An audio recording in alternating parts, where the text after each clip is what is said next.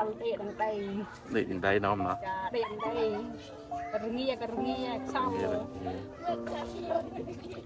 បាក់ណាក៏មើលមកអាគូយន្តក៏អត់លើអាស្ដេចក៏អត់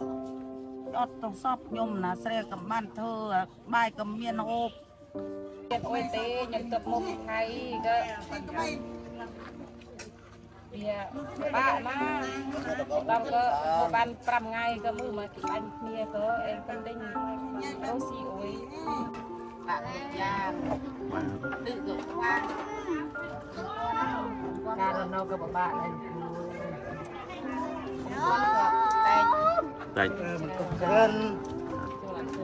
ភ្លើងក៏ប្រើបានគ្រប់គ្រាន់បើមិនប្រើ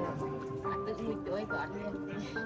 ចុះស្បៀងអាហារសម្រាប់ហូបចុកវិញ អត់មានស្បៀងទេណា